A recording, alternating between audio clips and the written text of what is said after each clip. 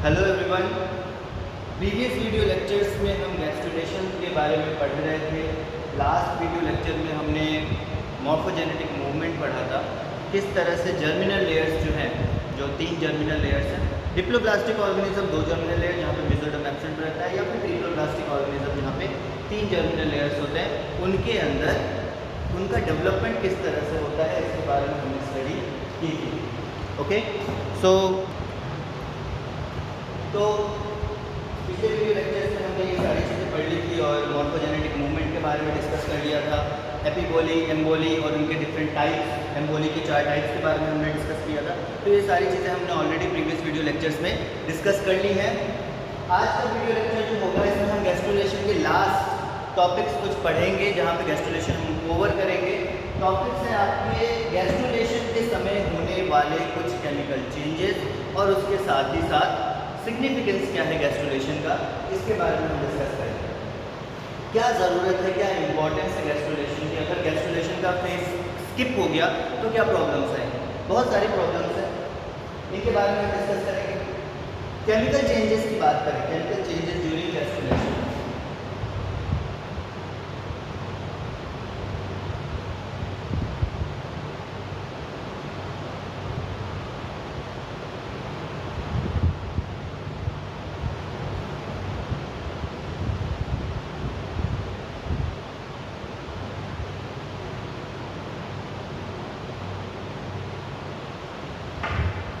Chemical changes during gastrulation. अब gastrulation के बारे में एक चीज़ आप बहुत अच्छे से जान लीजिए कि एम्ब्रॉयनिक डेवलपमेंट का सबसे एक्टिव फेज होता है गैस्ट्रुलेशन। सबसे एक्टिव फेज क्यों बोल रहे हैं, वो इसलिए बोला जाता है कि यहाँ पे एक तो जर्मिनल लेयर्स का फॉर्मेशन हो रहा है।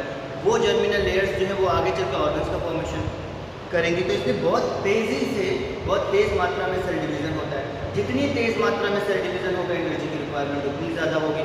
इसी कारण से इसको बहुत ज़्यादा एक्टिव फेज कहा गया है। गैस्ट्रुलेशन जो है वो एम्ब्रॉयनिक डेवलपमेंट का सबसे active phase, most active phase of embryonic development. सबसे पहली चीज़ बात करें यहाँ पे, it is the most active phase of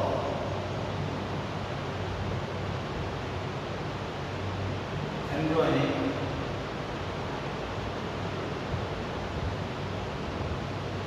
development. Embryonic development का बहुत ही एक्टिव या सबसे एक्टिव फेज होता है गैस्ट्रुलेशन। इसी कारण से एनर्जी रिक्वायरमेंट है बहुत हाई होती है। So energy requirement is high.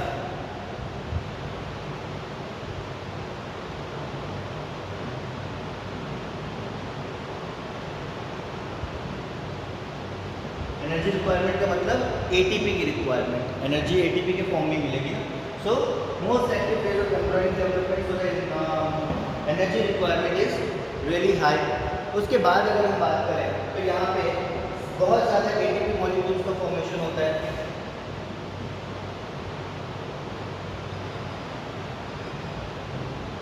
Formation of बोलो या फिर प्रोडक्शन ऑफ, देखो production of more ATP molecules. Formation से ज़्यादा बेटर है क्योंकि बनते हैं ना, यहाँ पे वो प्रोडक्शन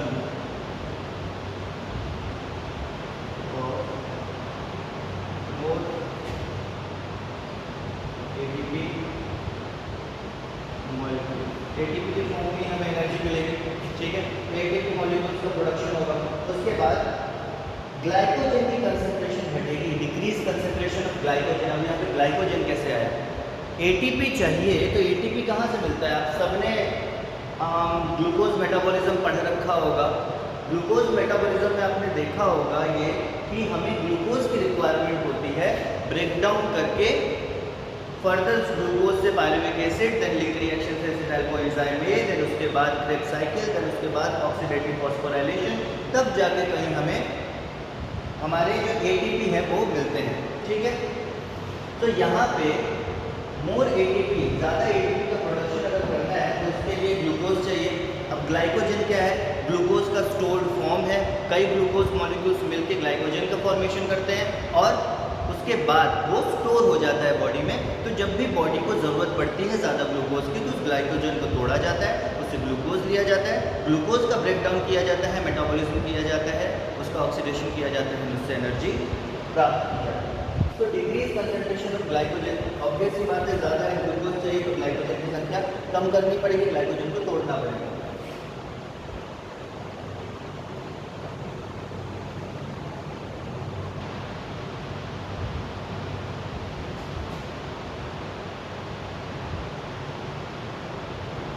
कंसंट्रेशन ऑफ ग्लाइकोजन, और ग्लाइकोजन को तोड़ेंगे, इस प्रोसेस को हम क्या बोलते हैं? ग्लाइकोजेनोलाइसिस। ग्लाइकोजेनोलाइसिस, ग्लाइकोजन का ब्रेकडाउन, ग्लाइकोजेनोलाइसिस, और फॉर्मेशन ग्लाइकोजेनेसिस। ठीक है, जनरेशन करना मतलब ग्लाइकोजेनेसिस, ब्रेकडाउन करना मतलब glycogenolysis. Okay, so decrease concentration of glycogen for production of ATP, for the production of ATP.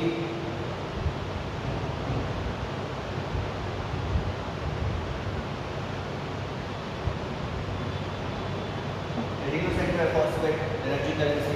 उसके बाद अगर हम बात करें एनारोबिक एक्टिविटीज भी जो है वो भी होती रहती है। एनारोबिक एक्टिविटीज लाइक रेप्लिकेशन होता रहेगा, उसके बाद ट्रांसक्रिप्शन होता रहेगा, प्रोटीन की सिंथेसिस होती रहेगी, ताकि डिमांड को जो है वो कंप्लीट किया जाए, प्रोटीन सप्लाई होगी। तो प्रोटीन तो बहुत ज़रूरी है ना, प्रोटीन से ही मेटाबॉलिक जो हमारे एक्टिविटीज़ है वो आगे चलते कंप्लीट होते हैं, तो प्रोटीन बहुत ज़रूरी है। तो प्रोटीन सिंथेसिस यहाँ होती रहेगी। तो सेंट्रल डोग्मा का पूरा प्रोसेस जो है होता रहेगा। And aerobic activities like DNA replication, transcription and protein synthesis to meet the demand.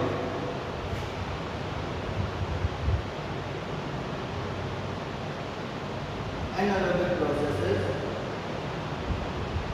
like DNA replication, okay,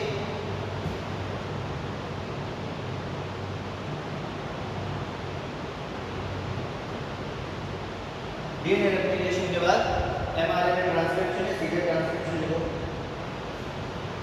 Anaerobic process increase transcription,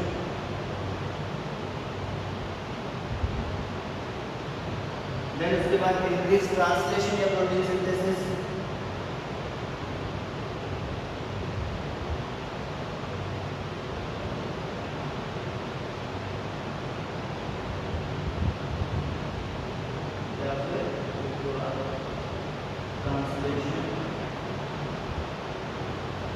ठीक है। तो इंक्रीज ट्रांसक्रिप्शन, इंक्रीज ट्रांसलेशन और सेंट्रल डोग्मा की सारी एक्टिविटीज जो है वो सारी होगी। ठीक है, टू मीट दी डिमांड, जो भी रिक्वायरमेंट है उसको फुलफिल करने के लिए जो भी एक्टिविटीज़ ज़रूरी है वो सारी परफॉर्म की जाती है। ठीक है, उसके बाद अगर हम बात करें कुछ एक पॉइंट और है जिसमें हम सिग्निफिकेंस पढ़ेंगे। ये जो केमिकल चेंजेस क्या क्या होता है, केमिकल चेंजेस के बाद बात आती है सिग्निफिकेंस की, कि ज़रूरत क्या होती है गैस्ट्रुलेशन की। ठीक है, अगर हम टॉपिक देखते हैं सिग्निफिकेंस ऑफ गैस्ट्रुलेशन, क्या ज़रूरत है गैस्ट्रुलेशन की। सिग्निफिकेंस ऑफ गैस्ट्रुलेशन की अगर हम बात करें, what is the significance of gastrulation.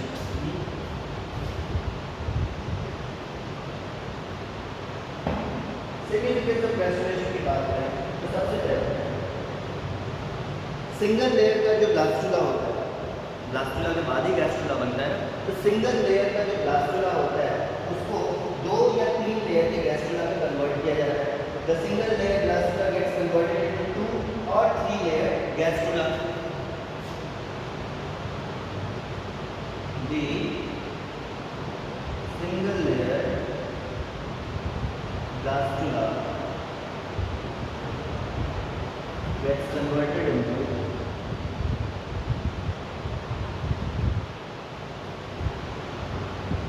2 or 3 layered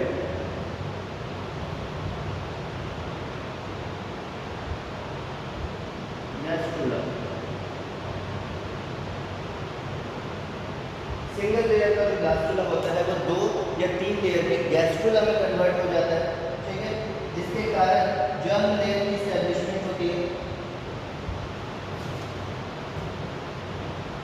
resulting in establishment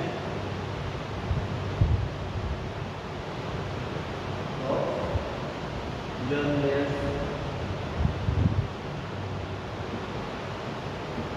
germ layer की एस्टेब्लिशमेंट होती है, जो जर्म लेयर्स होने वाले हैं एक्टोडर्म, मेसोडर्म, एंडोडर्म, ठीक है।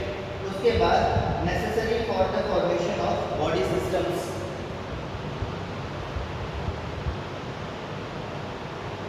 Necessary for the formation of body systems, जो हमारे शरीर में जो भी सिस्टम्स है, लाइक हमारा नर्वस सिस्टम, हमारा एक्सक्रीटरी सिस्टम, हमारा रेस्पिरेटरी सिस्टम, हमारा सर्कुलेटरी सिस्टम, उन सब के फॉर्मेशन के लिए गैस्ट्रुलेशन ज़रूरी है। हमने देखा था कि जब अलग अलग टाइप के जर्मिनल लेयर से हमारे सिस्टम्स जो है वो ओरिजिनेट होते हैं, तो जब जर्मिनल लेयर से नहीं बनेगी तो हमारे सिस्टम्स कैसे आएंगे? इसलिए अलग अलग सिस्टम्स बनाने के लिए भी ज़रूरी है। उसके अलावा एक और बहुत ज़रूरी पॉइंट कि हमारा जो एंटीरियर और पोस्टीरियर रीजन है, एम्ब्रायो बड़ा हो गया, एम्ब्रायो डेवलप होने के बाद उसका सर किस तरफ रहेगा और पैर किस तरफ रहेगा, हेड रीजन कहाँ रहेगा, टेल रीजन कहाँ रहेगा, वो यहाँ पे डिवाइड हो जाता है, ठीक है।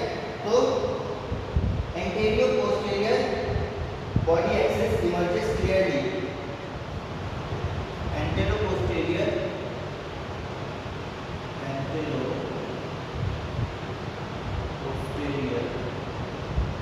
Body axis emerges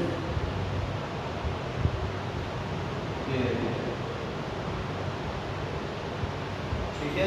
anterior posterior जो बॉडी एक्सिस है, मतलब जो आगे का हिस्सा बॉडी का कौन सा रहेगा, पीछे का कौन सा रहेगा, ये बहुत क्लियरली जो है पता चल जाता है, ठीक है। तो ये तो था आपका गैस्ट्रुलेशन का पूरा टॉपिक जो हमने डिस्कस कर लिया। केमिकल चेंजेस, सिग्निफिकेंस, इसके पहले मॉर्फोजेनेटिक मूवमेंट, इसके पहले गैस्ट्रुलेशन होता क्या है, ये सारी चीज़ें हमने डिस्कस कर ली। हमारा डेवलपमेंटल बायोलॉजी जो गैस्ट्रुलेशन तक है वो कंप्लीट हो गया। इसके आगे कुछ और टॉपिक्स हैं, उनको हम 1 बाय 1 डिस्कस करते रहेंगे। तब तक के लिए आप ये वीडियोस देखिए और अपने पुराने वीडियोस देखिए, क्योंकि जो डेवलपमेंटल बायोलॉजी है काफ़ी इंपॉर्टेंट टॉपिक है किसी competitive exam point of view से भी, इसलिए आप इसको अच्छे से देखते रहिए और कंप्लीट करिए ताकि आपको आगे चलकर भी फायदा हो।